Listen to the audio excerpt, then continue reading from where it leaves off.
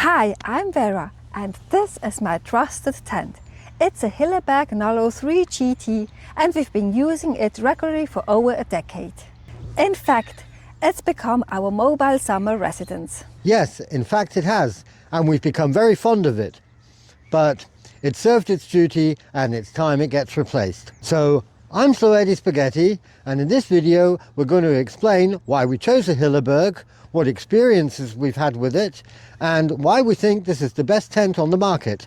But we would like to note that this isn't a sponsored promotional video and that we're not getting any money or other benefits from HILLEBERG.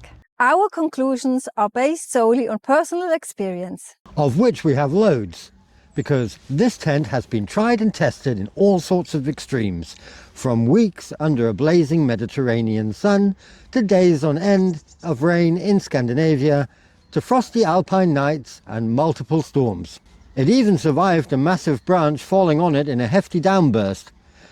A night we were glad to have survived, but left the tent unblemished. We have mainly been using it for our cycling trips. So on top of that, it didn't just mostly stand around, but got put up, taken down and packed a zillion times, collecting dirt in the process. But looking at it now, it almost looks as good as new. So let's take a closer look to see why it needs replacing. The main reason is that the fabric is getting leaky. The holes are minute and can only be really seen when looking towards the sun. But they're big enough to let moisture get into the tent. And the base of the inner tent is also wearing thin, letting moisture get up from under the ground. We could still use this tent in dry conditions, but would struggle in a thunderstorm. But apart from that, the damage is minimal. There are some holes in the footprint we fixed up with tape and a small rip on the top fabric. We had some problems with the zips and had them replaced. And we put a patch on the mosquito net after it got torn. Being able to replace damaged parts was one of the many reasons we chose this tent. We like long-living items and repair is a vital part of that. The problem with the zips was that they got jammed after time. Wear and dirt just paid its toll. They held about 8 years, but getting them replaced was a cheap and efficient way of prolonging the tent's lifespan. But like Eddie said, this was only one of many reasons. One of the most convincing aspects of this tent is its versatility in bad weather. You know how with most tents you have to set up the inner tent first and then cover it with the outer shell? Well, that's not much fun in the rain, and nor is taking it down again. So I wanted a tent that would keep the inner tent dry, and this is where this tent really excels. The same motivation led its designer, Bo HILLEBERG, to found his company in the 1970s. I'll demonstrate how this works a bit later on and why this was so compelling. The outer shell skirts all the way to the ground, so you can use this tent in snow, also keeping the draft out and offering some isolation. In fact, you can really feel the temperature difference within on a cold night. And if it gets warm, there are vents you can open. And you can even open the whole front half if you need a lot of air circulation. So, whatever the weather, it's really versatile. Thanks to its tunnel-shaped design, it can also withstand gale force winds. I can remember multiple occasions waking up not even realizing there was a storm going on until I got outside to see all the pop-up tents wobbling like jelly and swaying from side to side. If they were still standing, that was. A further merit is the ample space it provides. Of course, this is a 3-sleeper model, so we have plenty of space to spread ourselves out, keep all our valuables and stuff we need during the night dry and protected in the inner tent, and sit up straight, which is a great bonus and helps feeling claustrophobic. The apsis is also really roomy, so that we can put all of our panniers and baggage into the tent and still sit side by side. And even have dinner if it's rainy outside, or comfortably change clothes.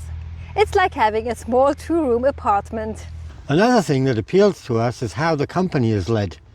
Making durable products that last has become out of vogue, so this is a welcomed exception, especially as it's supposed to be used by people who are environmentally conscious.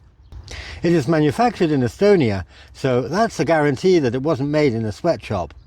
Although you can really tell that it was designed by a passionate nature and adventure lover. In fact, it is so practical, you can set it up all by yourself in a matter of minutes, as I will demonstrate shortly. But first, let's go and see what this tent looks like when it's brand new, because I've just received the replacement shipment and have yet to check if everything arrived safely in the package. I'm really excited, so let's open the box.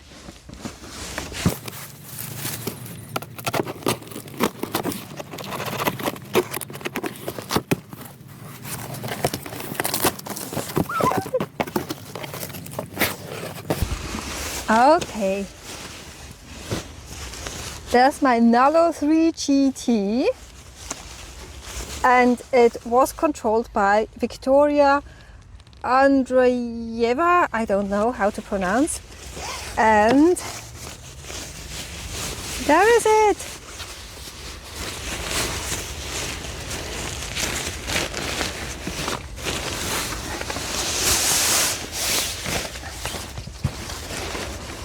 Okay, there is the inner tent and the outer shell, and here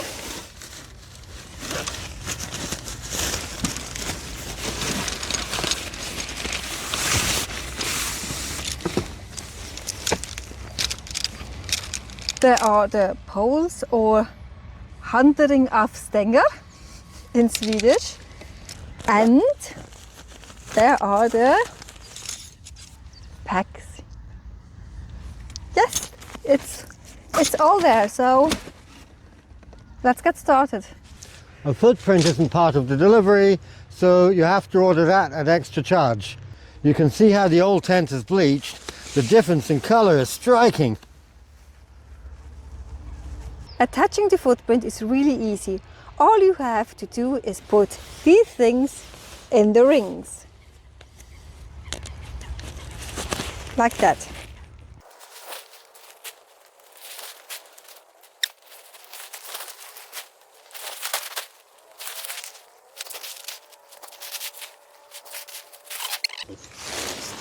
Ta-ta! So this is what it looks like when everything is laid out ready to be set up. The inner tent is separate from the outer shell. The footprint is attached to the outer shell. We carry the inner tent in a separate bag. Where is it? This is the original bag from the footprint that we use for the inner tent. Keeps it dry and clean. The outer tent has got its own bag along with the footprint. We put all that together. It's even got a sort of handle here, so you can carry it around really easy. Then we've got our poles ready to be put up, and there's even a spare segment in case one of the poles breaks, which has happened to us before, so this is useful. And here are the pegs. We're going to use these as spare ones because we've got a set of these here which are much more sturdy and don't bend quite as easily as these do over time. So let me show you how I put up the tent all by myself, and let's see how long it will take me.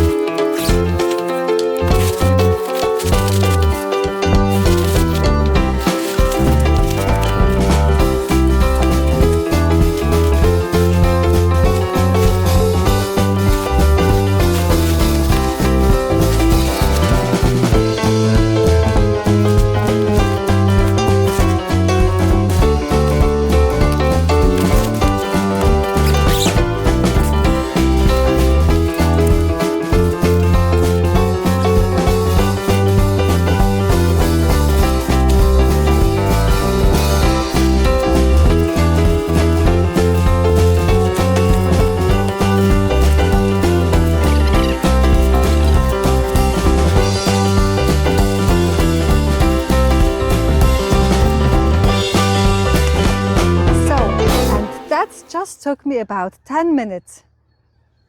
So you could see how easy it was to set up, so now we can show you some further perks, like this ingenious way to loosen or tighten the cords. You can even do this wearing gloves. Loosen and tighten. It's all the better this is so simple, however, because the outer shell sags a bit if it gets wet in rain or with dew, and should be tightened now and again. Also, there is an extra entrance, so if it's rainy or you need some protection from sight or wind, you can shut the large entrance and use the smaller one. The drapes are held up by bands, keeping them folded. There is even a band for the zip, acting as a lock. Let's have a look inside.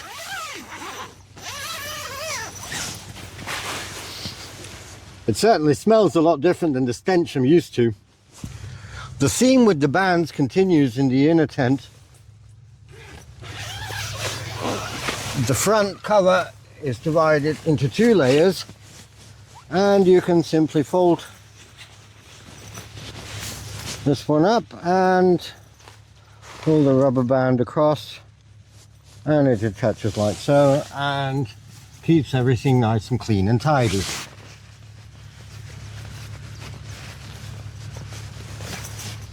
Oh, I'm fidgety. That's because the camera makes me nervous.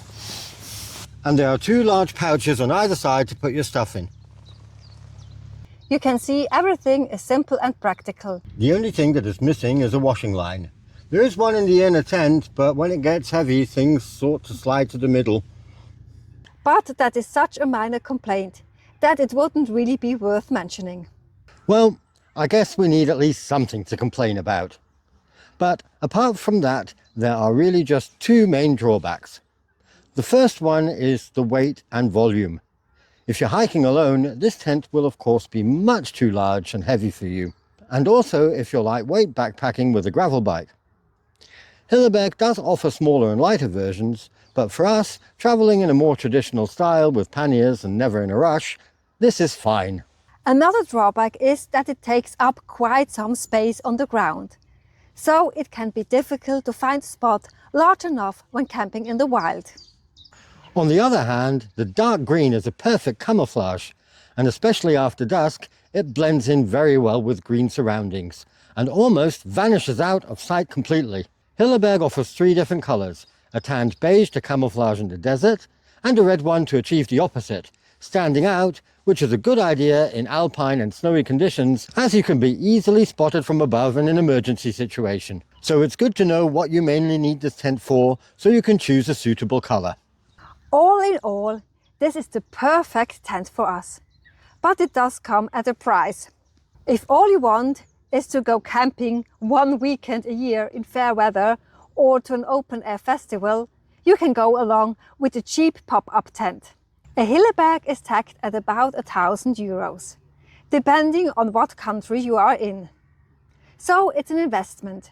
But if you rely on durable shielding from the elements and use it frequently, it really pays off. And there are some things you can do to prolong its life, like cleaning the zips, storing it unpacked at home, and separating the inner tent from the outer tent when packing. We hope this video was helpful for you, whether you were just curious or considering buying a new tent. If it was, please hit the like button. Also, you can hit the subscribe button to see the tent in actual use, because we're soon up and ready to go on our first cycling trip of the year, so we'll have plenty to explore and share with you featuring this tent. So we look forward to see you soon in the next video. Until then, thanks for watching, happy camping and happy cycling!